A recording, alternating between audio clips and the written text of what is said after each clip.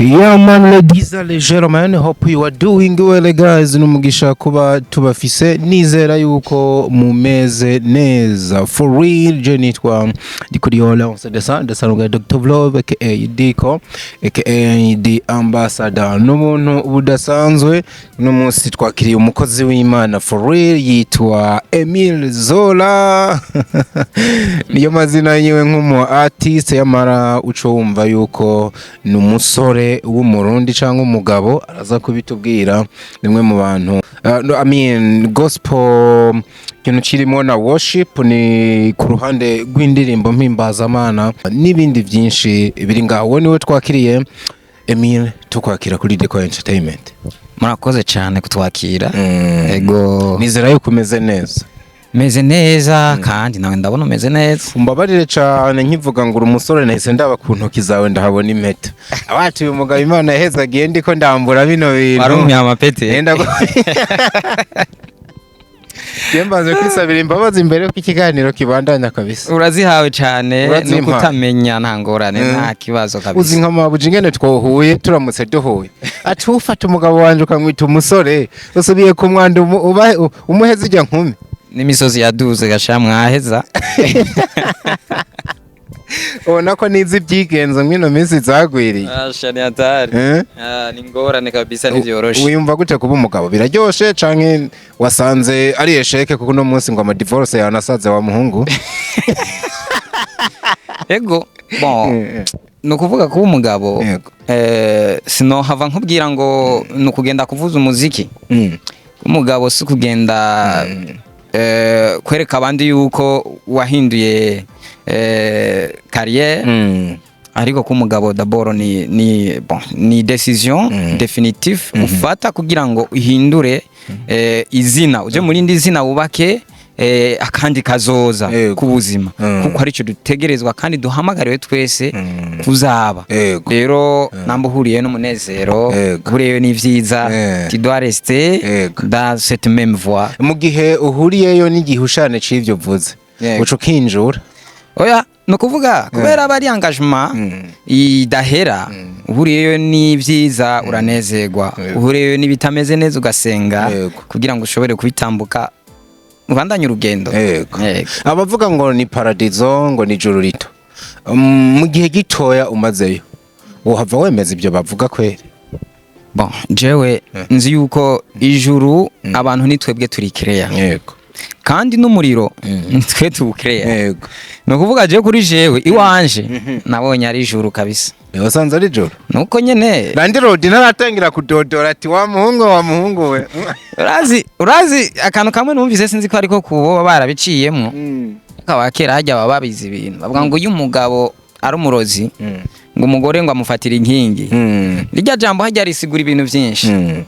Hajya nimba mubatse urugo hama mukaba muri mu mageragezwa yo kutaronka ingene mushobora gusporta ubuzima murimwo, ariko mwese mukaba mwumvikana amahirwe abandanya ari yayandi mubandanya muba mu munezero. Na Randy Road rero yoza mugatwe bw'indani duhuza muri ubwo bukene turamuhendera hamwe akagenda acha kufatira inkindi ugakinda nkakubita igiswahili gifasha agasubira inyuma tukaba mu kwiruka turi babiri c'est bon. Wow. Numvise ko kavuga ko kubera ko sinzi yuko byagushikiye nanje sindi wakera cyane muri ayo mabanga. Hari uburyo abayamaze mu gihe mwino minsi bafise imvugo ntakunda si bose ukumva menga bagutega iminsi. Sinzi kurabona mugire mwubake canke muri abageni ngo shango naco murabona uzobibona nko posinze umukunzi wawe canke mwasohotse muraryohewe gusanga abagabo bagutega imisi ngo bavuga ati urindira uko no guhararana sha muzobona we kuruga atari gukina ntibiragushikira ibintu nk'ibi. Bon murabona twebwe dusanzwe nyene dukorera ivyacu ku mbuga ngurukana bumenyi cyo dukoze cyose umunezero wacu wose niho muwerekanira inyigisho zose tuzitangira ku mbuga zacu. Kandi ni ikintu cagutse gituma abantu benshi banyaruka gushikirwa n'amakuru yaba meza yaba mabi muri iki gihe. Rero ivyo narabibonye ama message ndabona gusuraza imwe yavuze ngo iyo wisiguye ngo ibintu biba bipfuye. Je sinkunda rero kwisigura ndareka bagakomanta uko nyene bakabivuga ati muracahararanye nuko muri bashasha ivyo winjiyemo ntavyo uzi. Bon je kubera mbanzi sinyatire nasinye ko ari ya mu mahigwe canke mu magorwa donc ivyo ntaco bingira mbanzi neza yuko ari ukuramiriza gusa Yego. nibavuge nta ngorane byose ni vyiza nta kibazo yego sinzi impamvu ntevye hano hantu ariko nce ndahava ngenda kubaza ikibazo ca nyuma yego mwino misi muri ino myaka uravye ibitigiri vy'amadivorce vyiyongereye ku rugero ruteye ubwoba nubwo dusenga nawe uri umuntu iyo uravye ivyo bintu ntabwo bugira ati nk'ubu nanje vyomba ko gayemwe ubwo bino bintu nihindiyemwo sinitaye mu mutego ntibirashika ukiyumvira ivyo bintu bon je novuga yuko inzu y'umubanyi iyihiye burya nawe iwawe iba yegereje gusha nagira ucuserebura ngo abantu ngo byose ngo ndashimira Imana ngo inzu zahiye ngo havuyemwe nageze kubyumva ivyo bintu ngo n'umuntu yavuze ati jewe vraiment intambara yateye abantu baguma bapfa mbona ndashimiye Imana ko je nashikiwe ukamenga ariko arashinga intahe ko abandi bahonya abona we warasigara rero mu bisanzwe muri iyo context ndiko ndavuga I mean no kuvuga inzu ihiye y'umubanyi iyo umugenzi wawe ariko aragira ibibazo si byiza kutambuka atarika ahubwo we uragerageza uburyo bwose ugasenga ahubwo bijya biriko birasambuka vyongere vyiyubake hanyuma nawe ivyawe Imana ibikomeze kindi naco iki kintu c'ama divorce ariko araba muri iki gihe hari ibintu bishika kuri bibiri bisa n'ibihenda abantu b'iki gihe burya kira gihugu cose kirafise umuco wacu n'umugenzo kandi ikintu bita culture canke coutume ukuvuga umuco n'umugenzo w'igihugu ni ikintu fondation de la vie canke de la vie courante canke muri communauté yanyu mwebwe bwite rero iyo umaze ikintu ca mbere nabonye cishe abantu b'iki gihe barakunda kugenda kuzana ibintu vyo mu bindi bihugu bakagomba kuvyapplika iwabo bikaca biza kubananiza cyo ni ikintu ca mbere nukuvuga gukwega imico y'ahandi tukaza kuyapplika twinjije mu mico y'iwabo yego cyane ico ni kimwe nka jewe nakuze papa mbona ari we atema agakwabura aho kurima akongera akagenda kuragira inka bwagoroba yagiye kwibare akagenda kwibare akanywa kamwe akacagaruka akacavuga ijwi nk'iry'umushinga ntahe akaza yitwaje hari akantu wasimvye akaza yitwaje kaka mu ntoki kagasashe hama umukenyezi akimubonye agahita agenda kumwakira hari n'intara zimwe zimwe bakubita n'ibifukamiro c'est bon none abakenyezi buno munsi ukaca ushaka yuko bari gupagasa nk'abandi bose bari gupagasa nk'abandi bose turetse ico rero cyane cyane ahantu nagomba kuja ni hego wewe umugabo yakuze ubona ukari kwategerezwa kumera umugabo ukaje usanga vyahindutse umugore agomba kuja kuri telefone agume yiyagira wewe nawe ugende guteka uri umuntu w'umugabo ugende gukubura ugende gukoropa ugende kurera umwana eske umugabo azokwimvira ivyimviro nk'ivy'umugabo ryari niyagira rero ya revolution yo kubatireka ni revolte tube nkuko turi twebwe mu Burundi wa mupfaso nibwo babazo yazanye bijya bintu vyo mu bindi bihugu bica biteza ingorano ugasanga biragoye rero importation y'ama culture n'amakutime iyo mu bindi bihugu iyo oni point iri kiratuma ibintu byinshi bitagenda neza deuxième chose ni iki kintu cyuko umuntu yinjira mu bintu atazi kwinjira mu bintu utazi ni ryari ni mu gihe ukoresheje ama apparence kavuga ngo ibi jewe mbona birakwiye ugakoresha ibintu byo gushima inyuma ibi bintu byo gushima inyuma abigeme canke we uri umwigeme ugashima inyuma umusore mukaca mubana sans aucune autre renseignement atanu gusenga Imana atari wayihaye ikibanza nukuri ivyo bintu navyo biratuma iyo ugeze handu bya bintu waziguka bibura biratuma ushobora ugo rugo kunanirwa nago ukata ukiruka bana mireje numva akarishe cyane mwayo no bintu tuzona hagaruka ntiduhave tuguma muri bino bintu ngo twibagirwe ko icatuzinduye ariko navyo ni byiza navyo ariko nagemva ngo ari kuvuga ijambo ry'Imana ziko nabino uri kuravuga ari ijambo ry'Imana none ijambo ry'Imana ryoshoboka gute societe igoramye abantu vyakunda kuko n'Imana mu kuyivuga ivugira mu ruhame rw'abantu abari imitima myinshi yahuye rero societe nico kimwe n'ijambo ry'Imana yego voilà muri gospel rero bimeze gute uri umuririmbyi mushasha ugeze ku ndirimbo zingahe cyangwa ufise concert uje kubwira abantu akoze kuntera agateka concert erega hari umusozi yicara hano uje kubabwira ngo urumva naho nyene ikimega concert watumiye abakenya abatanzania iyo ubundi wumvise bino bintu bavuze ngo amen kabisa eka ndayivuge amen Diko jewe naragukunze ubwa mbere iyo ubaza ibintu menga wamenye ibintu bimuzanye sindakwidondora ngo ndakubwira icyanzanye ariko menga warose sinzi ega navyikanze mbonye umuntu nka wowe ngira ngo nawe buri muri babavugishwa ba kera nibo bamenye ibintu bamenye ivyantuze ivya Ananiya na Safira ko bariye ko kuri cya kigira 10 bari batangiye Imana ndabibona bakaca babeshira hamwe abakozi Imana bababwiye kare nawe mbona umenga warose oya nubundi akakanwa kicaye hano nk'akatumwe yego cyane Imana ishimwe yego rero mutama ibintu vya gospel biragoye ariko ndabirimo ni engagement nakoze depuis novuga nti kuva ntanguye guca ubwenge ko nakuriye mu nzu y'abubaha Imana kandi ico gihe nahamagariwe ibijanye no kuririmba nico kintu numva yuko noheba umwanya wanje wose aho naciye hose rero ico gikuba nico nakoze ariko nkagiriza indoto iyo ndiko nicara nkabona abandi nkavuga nti icyo mpa nanje nkazoboneka kuri ekra ndiko ndavuga ubutumwa nkumva kumenga kuririmba muri eglise gusa ntibihagije ariko dukwiye kubwira ubutumwa amahanga yose ariko nta yindi nzira bidaciye hajya nyene kuri ekra kuri YouTube, Facebook, Twitter n'ibindi ico gihe waririmba he byari byo muri nibaza waraciye muri za Sunday school uhera mu bana maybe mu banyeshuri uraba muri do urayobora kuko sanga ro nk'indirimbo z'abandi usubiramo nawe ariko rero kuri ako kandero karagoye jewe nukuri ndakunda indirimbo z'abahanzi bose twubaha Imana kandi ndanabatera intege aho bari hose banyumva babandanye ujya murimo kukukiza benshi naje gukizwa kwanje gushingiye kuri gospel kuririmbyi iyo ntaririmbye jewe ncangira ibibazo mpura n'ibintu byose bibaho bibi kwisi bisigura yuko ni vyiza guklasa umuhamagaro wawe ukamenya ikintu gituma uguma mu nzira y'Imana urabikunda nico gituma ubabaye unezerewe bafise akantu kakatari hajya mu nzu mbabaje ca ndirimba nisanga vyaheze iyo ni hamagara ya kabiri n'indirimbo nanditse kuva 2010 y'igiswahili mvuka mu Rumonge rero numvise urakivuga neza watangiye no kukivuga nca ndatinya ati umuhungu numva avuga sanifu nk'iraho nako tukivuga bya bindi bya sinda mwikorereza asi cyane ariko turagerageza kuko twatembereye cyane no mu bihugu bikivuga za Kongo za Kenya hehe East Africa barakunda igiswahili rero iyo ndirimbo ibayita Mwamba ni indirimbo nayo nyene y'amashimwe iyo ndirimbo nayo nkaba nayikoze 2010 tumaze kuba twaruhutse ibijanye n'intambara zari zarahitiye mu myaka yarenganye nibuka ibintu twaciyemwo ngene twagenda turakira iki n'utundi tuntu twisha ingwara umuryango ingene Imana yawuzigamye ningene dukunda Imana ndumva iyo ndirimbo no yandika nanditse mu Giswahili 2010 turapima kuja muri studio warafise studio biranka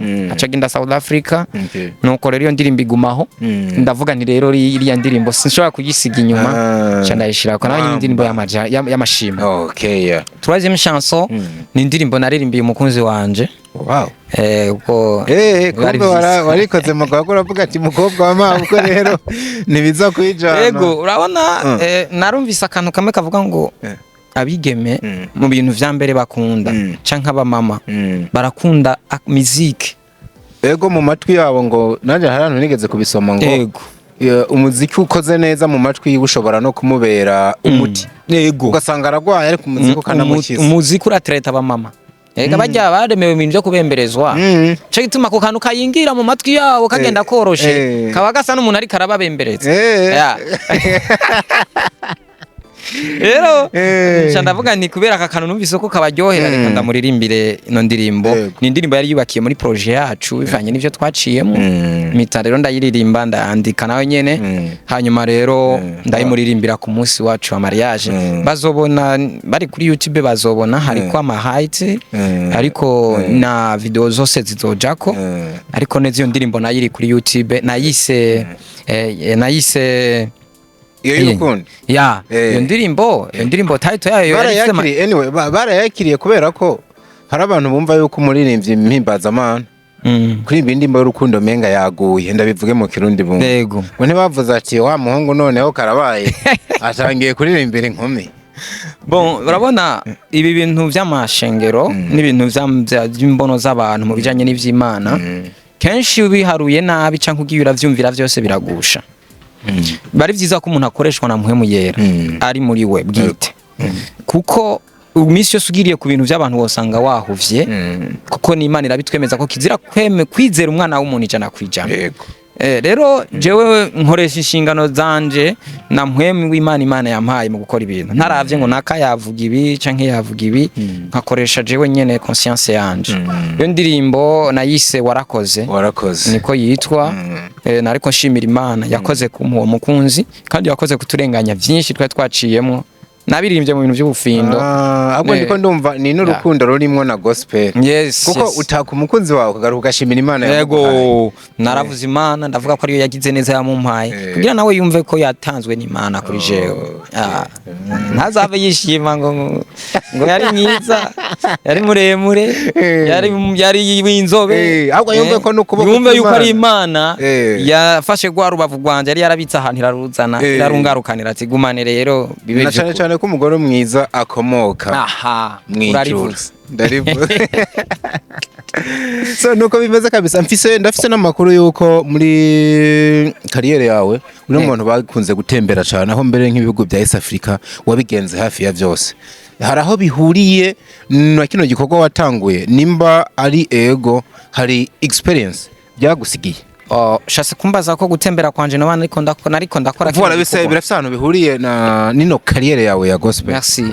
Ego cyane birafite aho bihuriye urabona uno munsi diko inga mu gihugu cy'u Burundi ejo Imana irashobora kugutera iteka tukakumva wibera muri Australia. Yego birashoboka burya nimba wanga wari umusuma iyo ngeso niyo uzotwara no muri Australia uca winjira uzotwara ubwo bandi nyene ego nimba wari umuvuga butumwa ni washikari uzamiyo mbuto nyene bisigura yuko rero je kugenda ego navuye ngahangiye kwiga ishure hanyuma ariko muri uko kwiga nabifatanya na ya mpano nyene yanze Imana isanzwe yaranshizemo yo guhimbaza no kuyobora abandi mu nzira yo kuja guhimbaza Imana kandi by'ukuri byagenda neza byo bihugu bishika kuri 5 byose twaciyemwo twarahimbaza Imana kandi ibyo byatumye benshi mu bo twagiye turabonaniriye aho hantu batubwira baturemesha bati genda ibintu nibizaherere ngaha ni washika mu gihugu gashika nzewegere studio ubikore je nabona ko atacho maze nabona ko atatondico ariko ndashima Imana ko baramfasha bakambwira bati genda ukore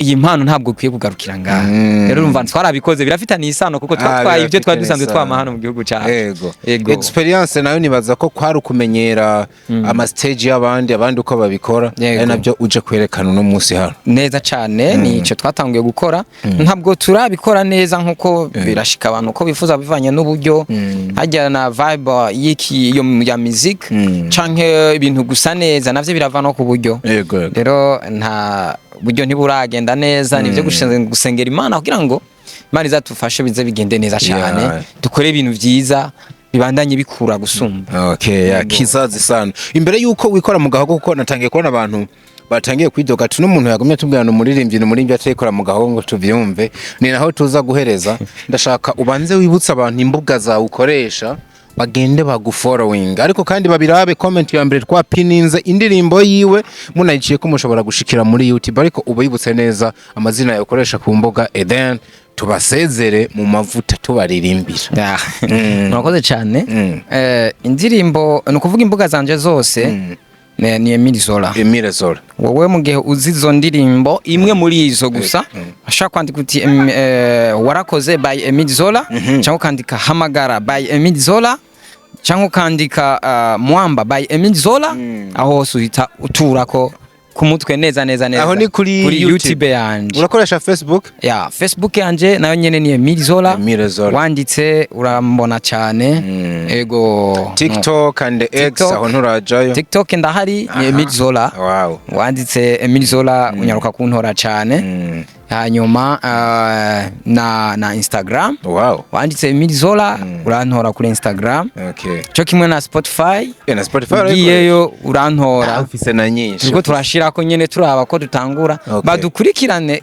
kugira ngo umuziki ndundi kameme baratwemera ko tubizi kandi ndabemera abarundi cyane bamaze kwinspira benshi narumvise Israel Mbonyi ari bamubaza avuga ati inspiration yawe wayikuye ko nakurikirana ikiganiro cyuko ni nawe inspirateur wanje cyane gose rero narumvise bamubaza aravuga ati jewe mu yansinyanya inspire ni wowe bita Apollinaire pombe mbonye inspiration Umusaza. ayikura mu Burundi Apollinaire. Umva ko turashoboye iyo umaze kwespira umuntu akavamo umuntu nk'ujya yishimirwa n'abantu n'Imana. Nukuri ni ibintu byiza cyane. Rero tubandanye dukuzanya badukurikire kuri izo mbuga hama bigende neza. Kabisa. Indirimbo wavuze zitatu niwe wicagurira.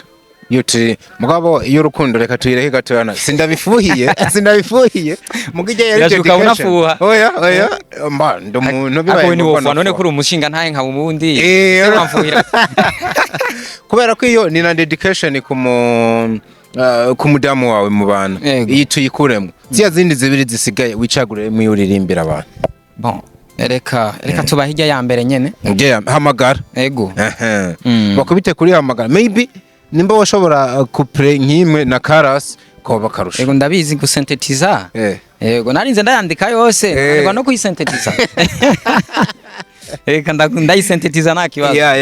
Yego nuko ntazanyo gitara ariko na gitara kumbura ashobora uri no mu ndagerageza bita abafuru musician nashobora kuririmba wongera vuze. Kuba furu biragoye ariko nyene iyo anje ndabikora nyene nkavuza nkongera nkaririmba dukeya nyene nshoboye. Bamvuze furu simaka ngo umenye ngo ama trumpet ngo bijya bisanzwe. Urashobora gufata nka acoustic nka guitar acoustic ukivugiriza uri kora nari. Yego cyane. Ubundi umunsi ntaco wundi munsi uzozo yitwaje ubwo uratwimye ku buryohe bwuzuye gutezanya ariko n'ubu sinaniteguye urabona wewe uri kwisi yose uhita uduhamagara nk'agashuru. Yego reka rero tubashirire ko bigende neza kabisa. Nabonye Imana igira neza itanga imigisha ku bantu bose yirengagije uko narindi impumuco mbona inzira sije nakubonye niwe wambonye sije nagukunze niwe wampunze sije nakubonye niwe wambonye sije nagukunze niwe wankunze nditavye ndaje nyakira hamagara mwami hamagara mwami hamagara hamagara hamagara Yesu hamagara Yesu hamagara hamagara hamagara hamagara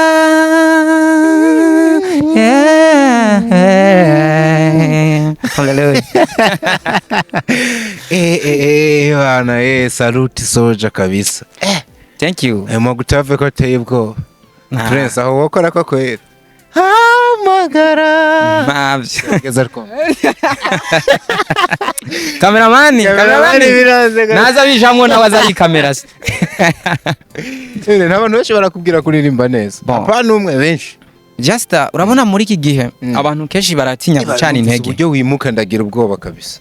Abantu benshi muri iki gihe baratinya gucana intege iyo utabizi ntibakubwira kutabizi urumva byose bakubwira ngo urabizi.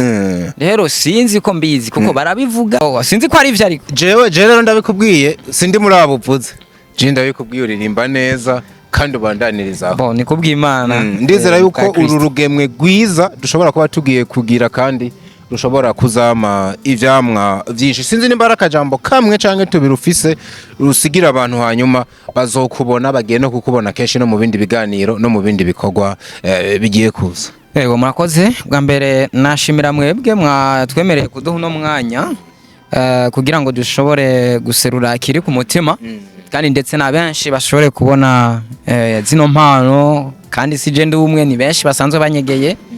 Dufise na programa yo kuzoteza imbere n'abandi natwe nimba duteza imbere. Rero kugira ngo ubwiza buze bukwire hose nibahere kuri jewe niseruye. Bankurikirane badusengere hanyuma kandi bakudukurikirane ku mbuga zacu ibisigaye bose Imana ibahezagire. Wow. Imana ibahezagire aho muri hose, muri umugisha kubana natwe muri kino kiganiro.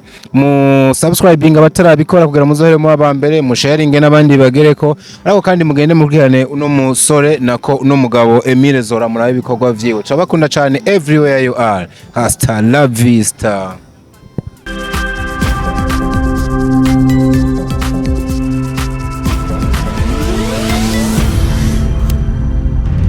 Digo Entertainment.